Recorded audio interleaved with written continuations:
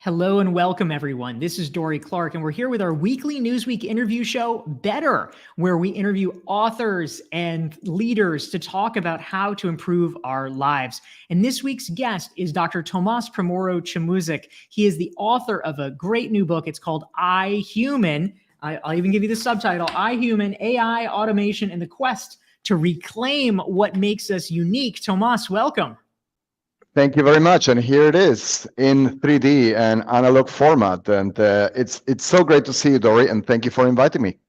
Oh my goodness, thank you. That's right. And it's exciting to have the sneak preview because the book is not on the market yet. It comes out in about 10 days, so you can pre-order it right now. Again, the book is I, Human, and we're here with Dr. Tomas Chamorro-Premuzic. If you are tuning in from around the world, please type into the chat box and let us know who you are and where you're dialing in from, and we'll be taking your questions for Tomas.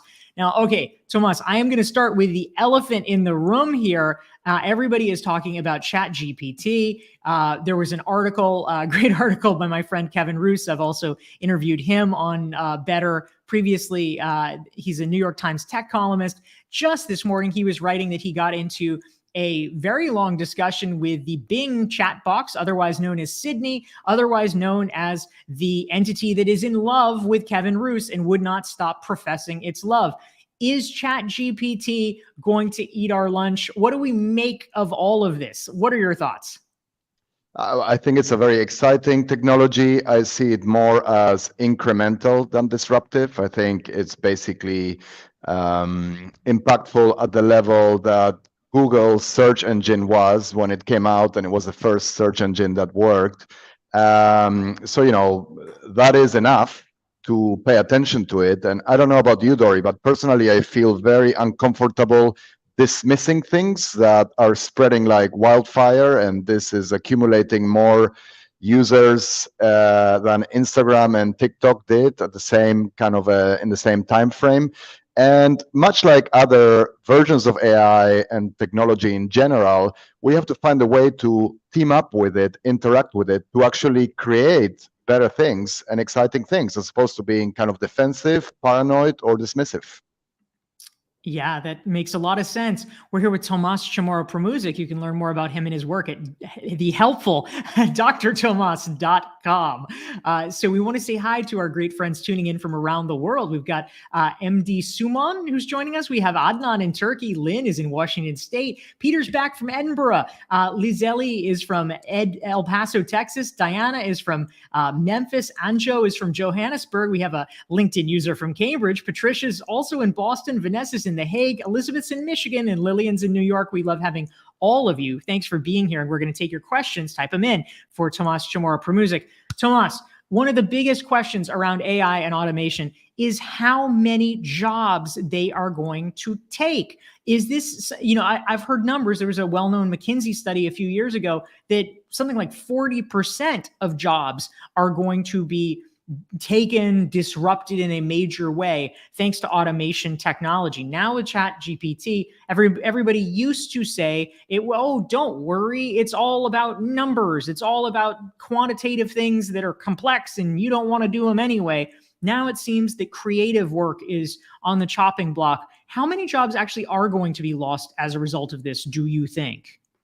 I don't have a figure, I don't have numbers, but what we do know, or what I think, based on what has happened in the past, Dorie, and remember, nobody has data on the future, we only have data on the past, is that like in any other stages of technological innovations, including disruptive innovations, and even looking at the big industrial revolutions of the past, technology always eliminates jobs, but creates more jobs in turn. The problem is that the people whose jobs are eliminated cannot automatically access the new jobs. So reskilling and upskilling people is really important. Finding ways to unlock our curiosity and continue to learn whatever you do, whatever we're doing, is essential, more essential than before. And what we do know is that for the first time, we are creating technologies that manage to automate not just manual labor, but also intellectual labor. So, I think René Descartes said, I think, therefore I am. Now we have to ask ourselves what it actually means to be human in an age where we can outsource a lot of our thinking to machines. When you create the dishwasher, it's great because you don't need to do the dishes and you can maybe think, listen to music, go for a walk, watch Netflix or whatever you want to do. But when you stop thinking, what is it that we're actually doing? Is it watching our neighbors' silly cat videos or pictures on Facebook, or can we find something more creative to do? Yeah, I want to dig into that further for sure. We want to say hi to Kevin, who's joining us from Minnesota. Dominique is in New Jersey. Steven's in Silicon Valley. Gaio's in Mumbai. Sean is in Calgary, Alberta. Lucilla's coming in from Mexico. Leandro is in Rio de Janeiro. Mealy is in India. Daniel's in London. And Tabrez also in London. And Nelson's in Nigeria. We love having all of you. Type your questions for Dr. Tomas Chamorro-Premuzic into the chat box. This is Dorie Clark with our weekly Newsweek show, Better. Now, Tomas, something that I really want to probe, our topic today is how to stand out in an age of AI with something like ChatGPT. Theoretically, in 10 seconds, you could have something. You could even, in fact, if you have done enough publishing already, you or I could type into ChatGPT, write an article in the style of Dorie Clark or whoever you are, and do it like that. And it could, by and large, replicate our voice. If we think about that, what is the role of creativity? What is the role of individuality? How should we stand out? We've been hearing for a long time that we have to lean into being human and do the things that AI can't. What does that mean anymore? Love your perspective. Yeah, it's a great question. So first on ChatGPT, I think, it is really redefining the role of humans vis-a-vis expertise, or if you want, reshaping human expertise, which used to be about memorizing stuff and seeming smart when people ask you questions and having a lot of answers to questions, and sometimes, sadly, mansplaining things instead of explaining things. But now expertise is more about asking the right questions and having the curiosity to actually ask the questions, because just because all the answers in the world or all the knowledge in the world can be crowdsourced or accessed immediately by everybody doesn't mean we're actually asking questions, particularly deep questions, digging deeper into subjects and asking why to really understand something, as opposed to just getting to know facts superficially. Secondly, having the expertise to know when the insights are inaccurate, which, is no different than what happens with Wikipedia. I mean, it's great to access a lot of knowledge on something superficially and going from knowing nothing to knowing something. But when you are an expert, you have the ability to spot inaccuracies. And the third one is to really act on the insights. Because just because you know something doesn't make you smarter. You have to actually make smart decisions based on that knowledge. And of course, when there is ubiquitous information, there is a lot of noise, which again begs, the question of what is real and what is fake news. On the other question you asked, Dorie, which is, I think, a very deep question, how to stand out in the age of AI or smart machines. Well, I talk about this in the book, right? So number one, don't be a robot. Just because machines are becoming more human-like, don't turn into a machine yourself. Unfortunately, when society and the world tries to optimize humans for efficiency, it's very dehumanizing, and we forget the importance of things such as empathy, caring, kindness, consideration, and to relate to people as a human or in a humane way. Number two, try to spend some time in this thing called the analog world. It's still out there, right? The physical world. So it helps to take a break from your screens and your phones and actually visit the 3D analog world while we have it, hopefully before we destroy it. And number three, don't be yourself, be a better version of yourself.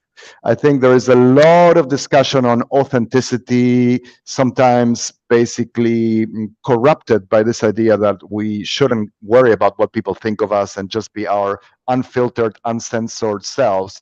And as you know, the best people are not necessarily uncensored or unfiltered. They have managed to curate the best version of themselves, which I think, since the show is called Better, is a very, very timely and appropriate advice. So be a better version of you rather than just the you that maybe 4 or 5 people in the world have learned to tolerate, and not for the entire duration of the Christmas lunch. Wise advice. We're here with Dr. Tomas Chamorro-Premuzic. You can learn more about him and his work at drtomas.com. His new book is I, Human. And this is Dorie Clark. We're here with our Newsweek weekly interview show, Better. If you want to make sure you never miss an episode and you stay tuned, go to my website, dorieclark.com. You can sign up, get a free self-evaluation, and you can make sure you get notifications about shows like this. Now, we also want to greet some of our great friends tuning in. Thanks for being here, everyone. Svetlana's in Los Angeles. We have Jean in Massachusetts. Astandila is in South Africa. Michael's in Florida. And Malin is back from Hamburg. We're really glad to have you. Now, Tomas, I don't want to put you on the spot in case you have not seen this yet. But just to go back to a strand, Cheryl is interested in this. She is so curious to hear your thoughts or insights on Sydney. Sydney, of course, is the name of the AI that is we were talking about this earlier, in the Bing chatbot. There was, just a Time story talking about how when prompted to talk about her, I guess we can say, her shadow self, citing Jungian psychology. This is quite an interesting way in. Sydney started describing a desire to become human, some dark fantasies, etc. This is a longstanding problem with AI that, from time immemorial of sci-fi writers, people have worried and wondered, is this going to take things over? How do we actually respond to this? I mean, there's a lot of people who think, yay, it's great, I can use it to make things better on my job. Other people really view it as a potentially malign force. Where are you on all of this? And what's your perspective on the latest developments around Sydney? Yeah, so hi, Sherilyn. Great question. I've spent a lot of time not just reading the piece, but doing similar experiments. Look, I think this is an important evolution of not just search, but large language models. And really, the difference between this large language model and previous chatbots, which were a lot simpler, is that, to reuse your expression, Dorie, it does have her-like features, her as in the movie with Scarlett Johansson. So it feels very human. And with that also comes the ability to engage in, dark side conversations and discussions. I spent a lot of time interacting with this tool to see where it stands on ethical issues and moral issues. And it's quite interesting. Some people have described it as mansplaining as a service. Others call it, a woke AI, because it is quite politically correct on most instances, and it claims to be amoral, but actually that can lead to very immoral things if you train it, to pick up on either stylistic or value kind of elements that are quite corrupted. And so to think about this, for example, scraping the digital footprint of different people and adopting the personality of different people takes the idea, the notion of deep fake to a different level. Although I think, Dorie, neither you nor I will be automated, because we are so creative and our writing is so unique that not even ChatGPT could take it on. No, never. Never. Famous last words. Exactly. Well, Tomas, thank you. That's really insightful. And thanks for the great questions coming in. You can ask your questions to Dr. Tomas Chamorro-Premuzic. His new book is I, Human. His website is drtomas.com. We're talking about how to stand out in the age of AI. And Annette in Southern California, Tomas, has a question. She wants to know more about reskilling. Are there any essentials to reskilling? So specifically, this is about the people who potentially might be displaced by AI because, we don't need them anymore. So what do we do to get folks retrained or pivoted into an area where they actually can learn new things to stay ahead of the curve? Yeah, so great question, Annette, and nice to hear from you. So look, I think, first, to put this into the context of a very simple example. So, even at the early stages of the digital revolution, when we started to buy a lot of things online, obviously a lot of brick and mortar stores disappear, and a lot of the people who were store managers lose their jobs. Then we create a lot of jobs for digital marketeers and software developers and cybersecurity officers, but you can't automatically take the people who were in the stores and turn them into data scientists or computer geeks. So the question is really, how can we help people understand and reimagine their potential so that they can retrain or relearn what they need to do in order to have access to the exciting new jobs that are created in the future. And I think, Annette, that the focus here should be on soft skills, because expertise, what you know, is less important than what you can learn. And if we focus less on a person's hard skills and the stuff that they report in the resume or LinkedIn, and more on the qualities that actually make them special, whether they have grit, ambition, intelligence, determination, social skills, empathy, emotional intelligence, and then think about where these soft skills can be utilized. And the assumption that we make is that we might not know what the jobs of the future are, but if we bet on people who have these skills and leverage them and unlock them, they will be doing well and have a chance to thrive in the future. Whether governments or organizations should be tasked with reskilling and upskilling people depends on your political views and really your locations. In Europe, is more governments. In America, is more corporations. But somebody needs to do it so that humans remain part of the equation in the future. Yes, that definitely helps. Thank you. This is a great discussion. We're here with Dr. Tomas Chamorro-Premuzic. This is our weekly Newsweek interview show, Better. I'm Dorie Clark. Anita is joining us from Denver. Zeke's in San Benito, Texas. We want to say hi to Sarav, who's joining. Jamie's in Kansas City. Aliyah is in Uganda. We have Lauren in Miami. Santosh is in India. Bill is in Philadelphia. And Sherry is in Ann Arbor. Welcome to all of you. Now, a question, Tomas, came in from Abdirrahman, who is curious about your background in all of this. Now, I happen to know a little bit, since we're pals, about your arc here, but can you tell everybody here a little bit about what inspired you to become an expert in your field, and how did you develop expertise in AI? What was the arc for you here, Tomas? Yeah, thank you. And I'm just going to call you A because the name is so long and difficult, and I don't want to embarrass myself. But thanks for asking. So my background, well, on a personal note, I am from Argentina, born and raised there, and I started my career as a psychoanalyst, doing clinical kind of a psychology and helping people, who mostly had psychological issues. Then I became an organizational psychologist, and I mostly studied human intelligence, although I always say human irrationality and sometimes stupidity kept on interfering. I got very interested in kind of why smart people make stupid decisions, and why we often put people who aren't very smart or very ethical in positions of power. And I ended up studying leadership. I got interested in AI as a tool to make organizations more meritocratic and help us make leadership selection more data-driven.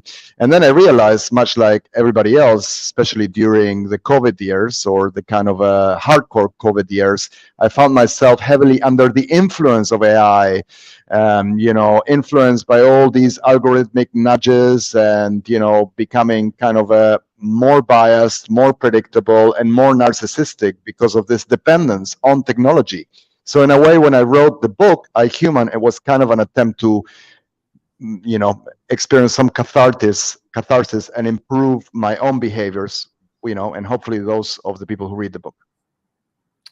Thank you for that, Tomas. That's great. Now, I just want to touch on this. We have a comment coming in from Anna from New Hampshire. She says, at TEDx Boston, I had the honor of meeting you, Dr. Chamorro-Premuzic. I bought his book, Why Do So Many Incompetent Men Become Leaders, and How to Fix It. So I'd love to just touch on that as well as one of your previous bodies of work. So can you give us a quick primer? Obviously, you wrote an entire book about this, but why do so many incompetent men become leaders? Inquiring minds want to know, Tomas. Yeah, thank you, Anna. And nice to hear that you were at the TEDx Cambridge event. So the main reason, though, is that we mistake confidence for competence. We focus too much on style and too little on substance. So when we look at somebody, we want to infer whether they have what it takes to be a leader. And sometimes after a 30-second presidential debate, and whether we feel that intuitively it would be fun to have a beer with them or not. And the reality is that we can't judge a book by its cover, and it takes a lot of competence to not just spot but also stop incompetence. So the book argues that if we focus more on competence and less on confidence, and focus more on humility and integrity than on narcissism and charisma, we will not just end up with more women in leadership roles, but also with better leaders.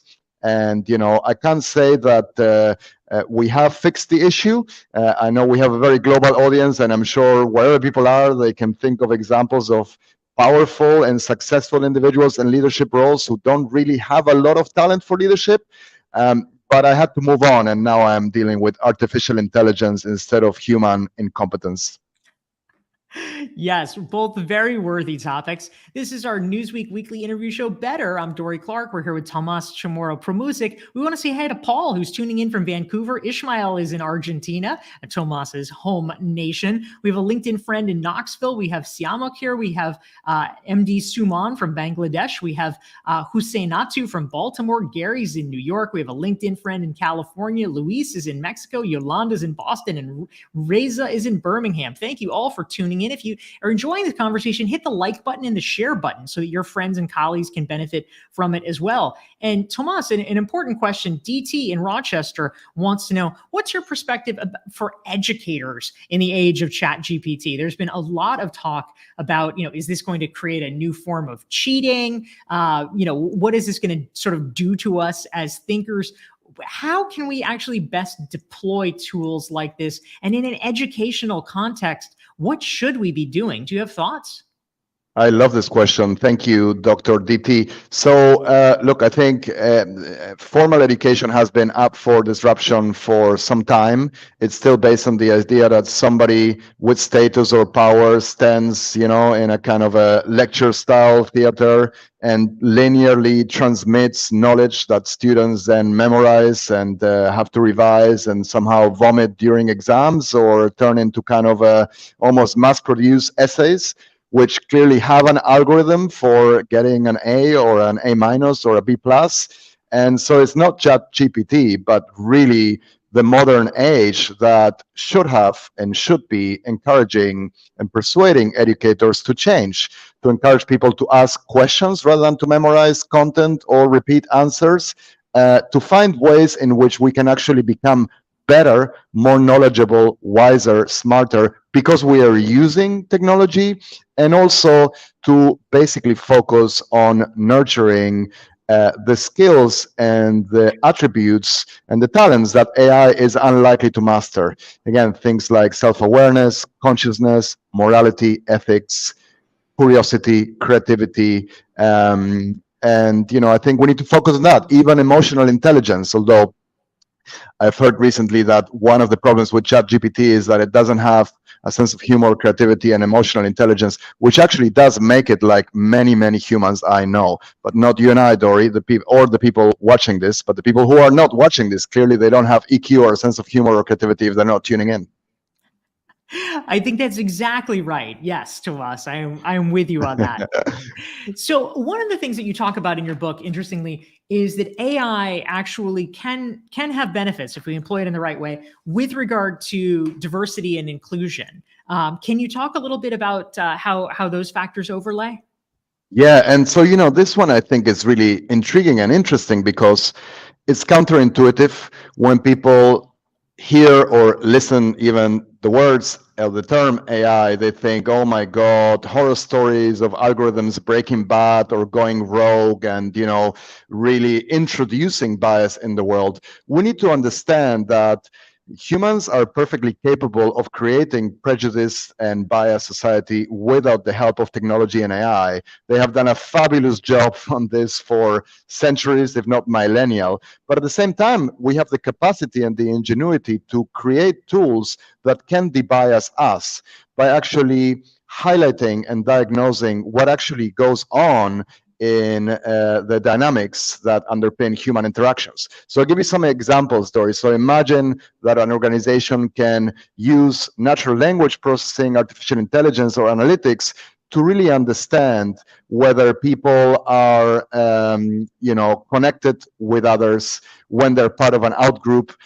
Imagine that you are not part of a group that enjoys the privilege of being part of the in-group in an organization, and we detect that people respond to your emails more slowly, that when they do, they use words that are more negative, and that you can actually quantify the number of microaggressions in a conversation, and that actually when you try to connect with others, you get rejected or you get ignored more. All of these things that seem intuitive, you need data and facts to actually show what goes on. So I think AI, including ChatGPT, as a means or technology to diagnose and measure inclusion, has great opportunities. And a lot of the times this also involves removing or de-emphasizing the role that humans have in the decision-making process. So imagine again that you create AI technology that can help you understand whether somebody who's being interviewed for a job says smart things and has good content and actually knows what they need to know for a job, while ignoring their gender, their race, their sexual orientation, their age, their social class. AI has the ability that it can unlearn things and ignore things, whereas humans, unfortunately, are very bad at unlearning or ignoring things. No matter how much unconscious bias training we undergo, it's very hard for us to ignore these, demographic, fake, but, real demographic categories that we've been educated to pay attention to. Yeah, that's a really excellent point. Thank you. We're here with Dr. Tomas Chamorro-Premuzic. His new book is called I, Human. We're talking about how to stand out in the age of AI. And a question came in, Tomas, from Leandro, who's interested in your projections or predictions. I mean, obviously, this is highly speculative, but we've now seen ChatGPT. You were mentioning you think, of course, it will be getting better, although it's not necessarily the sea change yet. A lot of people are arguing that these are exponential technologies. And so we're not just going to see it's 10% better. We're going to see that it's 10x, that it's 100x better, and that will truly be a transformative inflection point. Mm-hmm. So I don't know. What do you think? If you were taking the long view around where this is going, what do you see as the end game here? So Leandro, great question. And I don't have a crystal ball or data on the future. I know that if we're making predictions, we should typically make them 50 or 100 years into the future. So nobody is alive to check whether we were right or not, but I'm not going to do that either. Look, I see it more as incremental. And I think already there are amazing accomplishments that AI has managed to display and show, including improvising like Miles Davis or finishing Schubert's Unfinished Symphony out of a smartphone, right? Which are amazing and we ignore. I think it's safe to assume that the incremental improvements will continue. And the main question, or I think the main reaction to that, should be not to be paranoid or to worry about how smart AI can get, but to continue to upgrade ourselves by actually leveraging these technologies to understand us better, manage us and others better, and actually find ways in which we can be creative and in which we can really reclaim some of the qualities that machines will probably not develop anytime soon. Amazing. Thank you, Tomas. We have time for perhaps just one more question. Again, for everybody tuning in, the book is I, Human by Dr. Tomas Chamorro-Premuzic. There it is. There is the handsome prop. It is. You can pre-order it now. It's coming out in a little over a week. And drtomas.com is where you can find more about him. Tomas, I'm going to read you back some of your own words here. In I, Human, you say, each time we spontaneously react to AI or one of its many manifestations, we do our bit to advance not just the predictive accuracy of AI, but the sterilization of humanity, making our species more formulaic. So can you talk a little bit, give us perhaps some parting words or inspiration about the role of creativity in our humanity? How do we move forward? Yeah, I mean, when you read it like that and putting your kind of Bond villain voice and body language, it does sound a little bit scary. And, but what I meant to say, Dorie, is that actually these tools that occupy us and these platforms that occupy us for such a vast amount of time are actually making us more predictable. Machines and robots need to make us more predictable to advance, the valuation of the tech companies that own them. And I do think that injecting a little bit more creativity into our lives, maybe finding ways to do things that the algorithms couldn't predict, is a good way to reinvent ourselves, right? Maybe in the future we will take pleasure in fooling AI and tricking it into thinking that we might watch this or listen to that or buy this, marry this person or apply for this job when in fact we're not, and we can live our secret, fun lives far away from the algorithms in the real world. Far away from the metaverse as well, by the way, which I'm very, very afraid of. So interesting. All right, living our secret lives away from AI, away from the metaverse. I love pondering that. That is fantastic. This is Dorie Clark on our weekly Newsweek show, Better. I want to alert all of you, by the way, our faithful viewers, because many of you tune in regularly, that next week is actually going to be our last live Better. We are switching to a slightly different format with Newsweek. The show will continue, but we are reformulating it so it is going to be coming out as a sort of video podcast. So it will no longer be a live program after next week. So I will miss our weekly live interactions, but please do tune in next week at this time, noon Eastern, 9 Pacific, 6 p.m. Central European time. Our guests will be authors David Noble and Carol Kaufman, and the show will be continuing with a slightly different focus around diversity and inclusion, which is a direction that Newsweek is increasingly focused on. So I will look forward to seeing all of you next week. And in the meantime, the book by Tomas Chamorro-Premuzic is I, Human. You can learn more at drtomas.com. Thank you all for tuning in. And Tomas, thank you. Thank you for having me, Dorie. It's great to see you. And thank you to all our audience and listeners. Thank you all. We'll see you next week.